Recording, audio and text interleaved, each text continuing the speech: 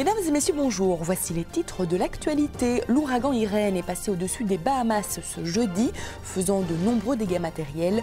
Ce samedi, c'est en Caroline du Nord qu'il est attendu.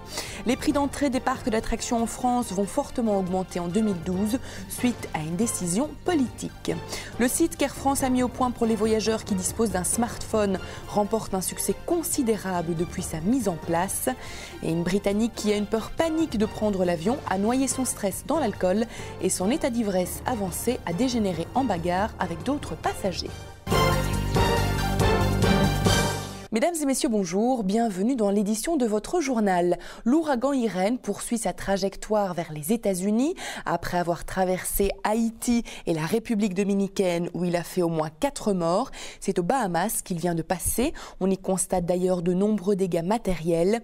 Heureusement, il a épargné le côté ouest de l'archipel où se trouvent Nassau, Paradise Island et Grande Bahama. Désormais, c'est vers la côte est américaine que se dirige Irène. Samedi, elle devrait atteindre le cap Hatteras en Caroline du Nord, toujours selon le Centre national des ouragans basé à Miami. Ce même centre a annoncé que la tempête pourrait monter d'une catégorie et être à 4 sur une échelle de 5. De plus, certains experts pensent qu'Irène pourrait poursuivre son chemin jusqu'à Washington et New York, mais cela n'est qu'une supposition pour le moment. L'annonce du gouvernement français de taxer les parcs de loisirs a fait l'effet d'une bombe auprès des directions de parcs à thème. En effet, dans le cadre du plan de réduction du déficit budgétaire, François Fillon a annoncé une hausse assez importante de la TVA, passant de 5,5% actuellement à 19,6%, directement répercutée sur les billets d'entrée des parcs d'attractions. Des voix se sont très vite élevées. Certains dénoncent le fait que personne n'a été concerté au préalable et qu'il n'y a eu aucune discussion avec la profession. Le SNELAC, le syndicat national des espaces de loisirs, d'attractions et culturels, a expliqué que cela aura des conséquences non négligeables sur l'emploi. Enfin, Laurent Albert, le directeur général du Puy du Fou, a déclaré que cette mesure revenait à taxer le rêve, expliquant que les parcs de loisirs étaient une véritable alternative en termes de destination proche et bon marché pour le public. Cependant, il vous reste encore quelques mois pour profiter des parcs d'attractions à un coût pas trop astronomique, car cette mesure sera appliquée dès la promulgation de la loi de finances en 2012. Les autorités françaises estiment que cette nouvelle mesure leur permettra de récolter 90 millions d'euros sur base annuelle. Toutes les bonnes idées ne sont pas nécessairement à prendre, mais nul doute qu'une des dernières innovations d'Air France, qui consistait à proposer des services via BlackBerry, iPhone ou Android, était une idée brillante. En effet, en un an, la fréquentation a été multipliée par 15, passant largement la barre du million de visiteurs par mois. Ce service permet notamment de gérer les voyages des passagers, d'acheter sur son téléphone portable sa carte d'embarquement, qu'on reçoit via SMS, MMS ou encore par email.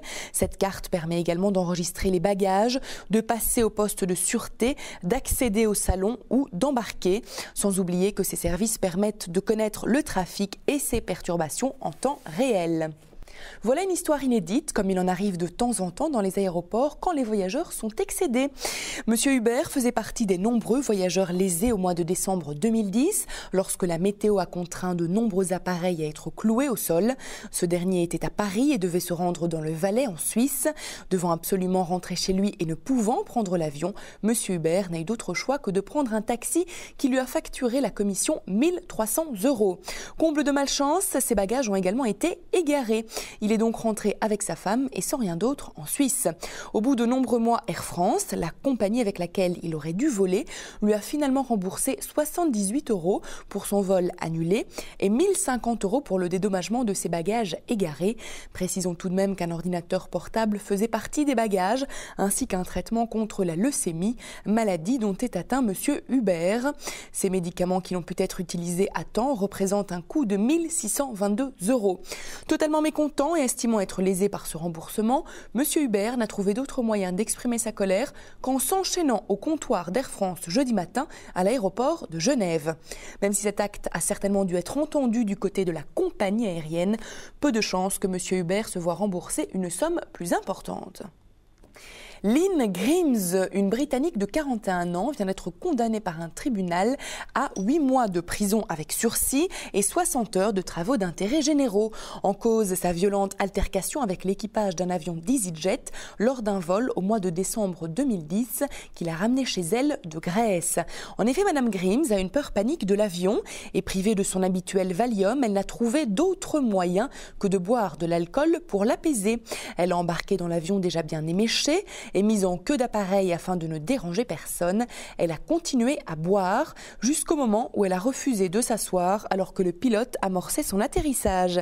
Ivre, elle s'est alors battue avec des passagers, donnant au passage un coup de coude au steward. Le pilote a alors dû arrêter ses manœuvres d'atterrissage jusqu'à ce qu'elle soit maîtrisée. Au tribunal, elle a plaidé coupable pour les chefs d'accusation, à savoir mise en danger d'un avion et assaut.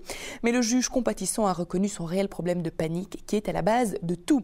Depuis, Madame Grimes a repris l'avion sans qu'il n'y ait plus le moindre incident. Ceci referme notre journal. Je vous remercie pour votre attention. Je vous rappelle notre site internet sur lequel vous retrouvez toutes nos informations touristiques, nos programmes et bien d'autres. Il s'agit du www.libertytv.com/tv. Je vous remercie pour votre fidélité. Je vous souhaite un excellent week-end et vous quitte sur de magnifiques images de la Monument Valley. Belle évasion sur Liberty TV.